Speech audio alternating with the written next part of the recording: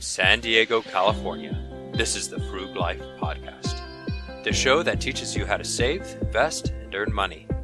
Here's the host, Mr. Frugal himself, Ricky Hirsch. Welcome to the Frug Life. I recently reread the book Rich Dad, Poor Dad, and I'd forgotten how amusing the book is at times. The premise of the book is really simple. Robert's biological father works for a living, he doesn't get financially ahead, and his rich dad, who's really his friend's dad, teaches Robert a bunch of principles about acquiring wealth that you don't learn in traditional education. So Robert will often contrast his rich, not traditionally educated father with his highly educated but poor actual father. And when I say highly educated, I mean traditionally educated, I guess. Highly traditionally educated. From my last reading of the book, I recall liking some of the principles taught in the book, but having trouble actually implementing some of those ideas. A key principle taught in the book is that if you work as just an employee, you will not make as much money, you'll struggle financially, and you'll be stuck in the, quote, rat race. Robert is also dismissive of traditional education at times, and as someone who advocates for education, it's a bit of a point of contention for me. Now, I don't entirely disagree with what he says. When you go to school, you should look to acquire marketable skills. Like in my case, I went to school to learn accounting skills. I guess it's also useful to note that accounting, the profession, in order to become a CPA, you need to go to college. And so I'm biased, of course, into thinking that college is important because it's required pretty much for my profession. Perhaps if I worked in a profession that didn't require college, I wouldn't think it's nearly as important. We're all shaped by our own, biases and our own perception of the world. Anyways, back to the point though, to my recollection, I've tried to apply some of the principles taught in the book Rich Dad, Poor Dad, but with limited success. I think some of these examples include this very podcast, my blog.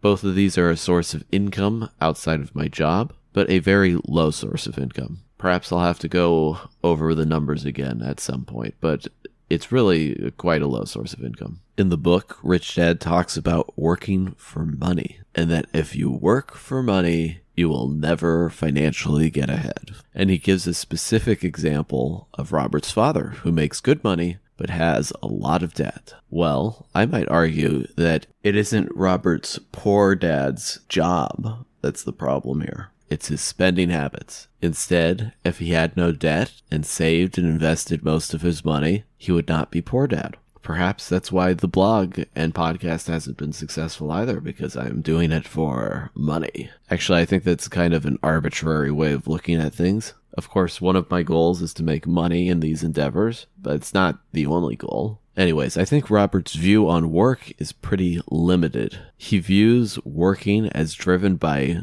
greed or fear. A greed for money or a fear of not having enough. He thinks that working is paycheck to paycheck. Personally, I pay very little attention when my paycheck comes in. As I've mentioned before on an earlier episode, all of my flow of funds is like automated. My money will just go to where it's needed, and I don't think about it as it just comes in like that. I'll hopefully link that episode below. As I work, though, I try to focus on learning specific skills. I ask myself, how can I work to achieve the next level at my current role? What do I need to grow in my job? And I think that's another one of Robert's problems. He views working as simply a way to get a paycheck. He seems not to view work as a place where you acquire skills. And I think viewing work as a place to acquire skills is a good way of looking at it. You get out of life what you put into it. And so if you do work just for a paycheck, this is what you will get in return. If you work to develop yourself, to learn, and to grow, you'll also get a paycheck, and you'll get quite a bit more. I think the issue, or a part of the issue that keeps people in this, quote, rat race, is a concept called lifestyle inflation,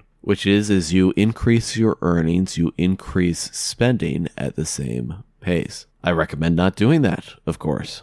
I recommend living like a broke college student during your first few years of your career. Only after you have a few years of work experience under your belt should you think about spending a little more money. And that's actually kind of where I am right now, I think. I'm not increasing my spending by a ton, but I am in a place in life where I'll go to the grocery store and I'll see the more expensive European butter and say, yeah, let me get that. Which also is really good, by the way. I do recommend trying it sometime. But anyways, this episode is not about butter, it's about Rich Dad, Poor Dad.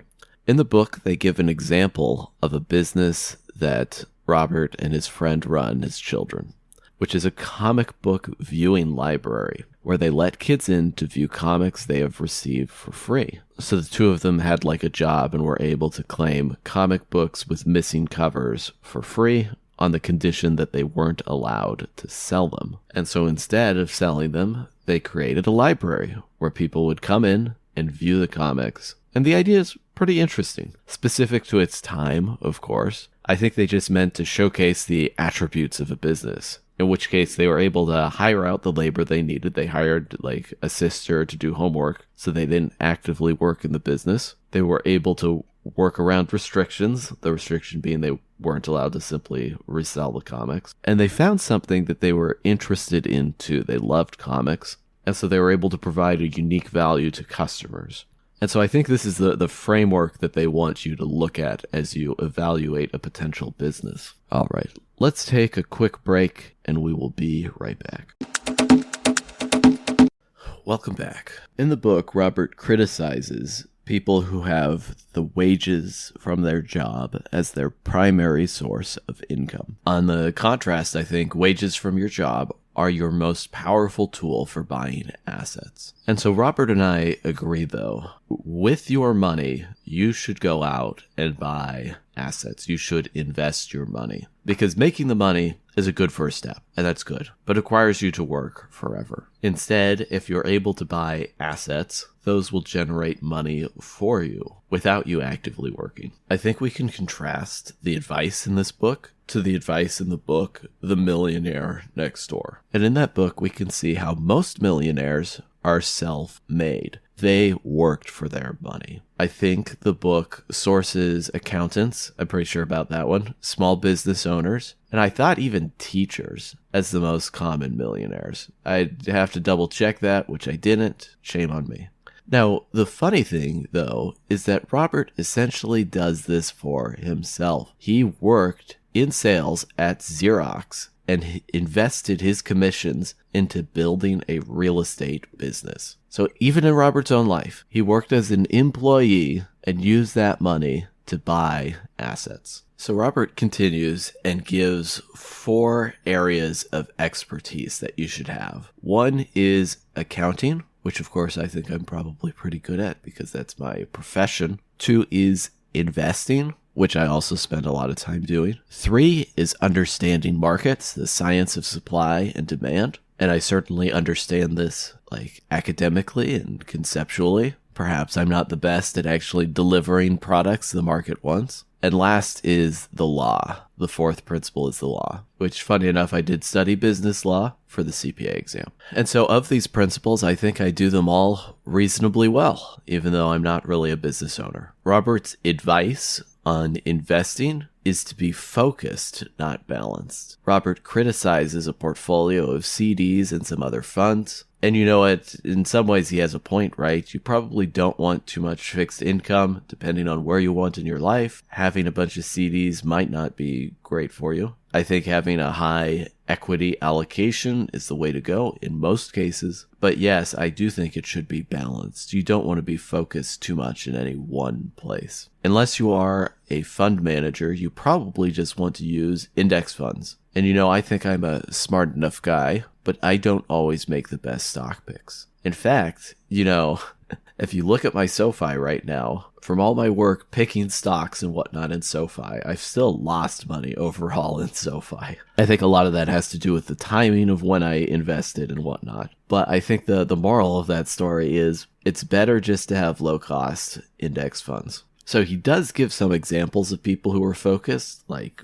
Bill Gates. And sure, it has some merit, but these people were building a business and they were not just passive investors. If you want to be an activist investor, then yes, you do need to be focused. But this is a very different type of investment strategy, and one that requires a lot of capital to get started. And one that I don't think is for most people. You know, the Carl Icahns of the world do their own thing. So Robert doesn't give too many pieces of advice, exactly what he wants you to do. One he does talk about specifically is investing in tax lien certificates, which I'm not an expert in, so I'll have to revisit this matter. He talks about investing in real estate as well, specifically rental properties. He talks about not just giving your money to your broker. In a sense, I agree. In fact, you kind of don't even need a broker, just use index funds. I guess this book was written at a time when stockbrokers were common. But I think he does kind of advocate picking specific stocks, which like I indicated before, is kind of difficult to do, and I don't recommend it in some ways. But at the same time, if your goal is just to learn some financial concepts, and investing in individual stocks helps this. Learning isn't the worst thing. Now, like any self-serving self-help guru, he also advocates spending to learn. And of course, as a seller of courses, this is a bit self-serving. In the same breath, though, Robert also says to pay for an expensive broker, which in general, again, is advice I would say don't do that. You don't need an expensive broker. You can use a free broker. And he says that your broker can give you tips, and this expensive broker pays for himself because he gives him advice about real estate purchases. Oh, okay, right. So I guess this isn't a stockbroker, a real estate broker, I guess, or something. But yeah, some kind of questionable advice, if you ask me. One of the last principles I want to talk about is this principle Robert teaches of pay yourself first. That before you pay your bills or your taxes or anything else, you are supposed to pay yourself first. And if you are short at the end of the month, this will help motivate you to work harder so that you can make up the difference. And as a risk-averse person, I can say that I hate this idea. And I kind of don't understand it. What does paying yourself first even mean? I mean, he talks about it in the book. But what does it mean? In a sense, I pay myself first always, right? Because all of my money goes into my savings account. That's just how I have it set up. And then from my savings account, it goes out and it goes and pays whatever needs to be paid. So am I paying myself first? Am I not? I don't know. It's all automated. It kind of doesn't matter to me, right? Who cares who you pay first? What you need to do is you need to work hard and make sufficient money that it's not an issue, and maintain kind of a frugal lifestyle for a while. So the whole paradigm I struggle with. I don't understand this whole pay yourself first paradigm. Okay, we might actually take a third break right now. We will be right back.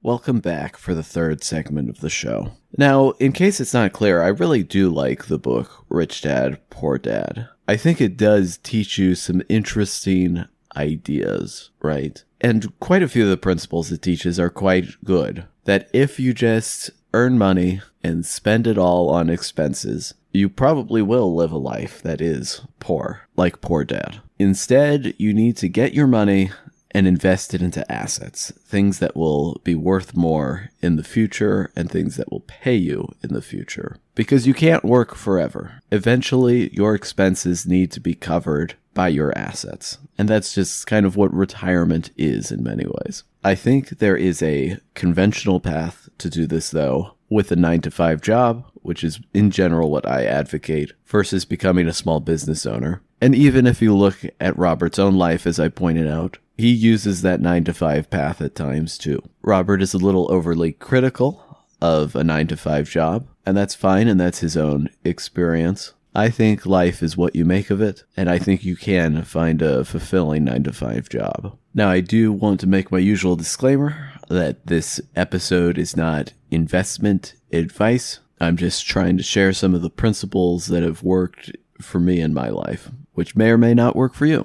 So do let me know what you think of the book Rich Dad, Poor Dad. It is pretty amusing at times. I omitted some of the anecdotes he shares at the beginning of the story that are pretty funny. I think about somewhere halfway through the book, or maybe a little before halfway, it shifts from being a amusing anecdote to kind of a list of principles and a kind of just Robert's ramblings of what he thinks is good. Actually, come to think of it, it's not too different in that way from like Donald Trump's Art of the Deal book, which is like mostly autobiographical, I think with some principles of deal making in it mixed in. It's funny, Robert also mentions the book Think and Grow Rich, which I have an episode on as well. I recommend listening to that next. All right. Thanks for listening to today's episode of the show. I hope you enjoyed it. I hope you have a great week or month or whatever interval I'm releasing these on now. But as always, stay frugal.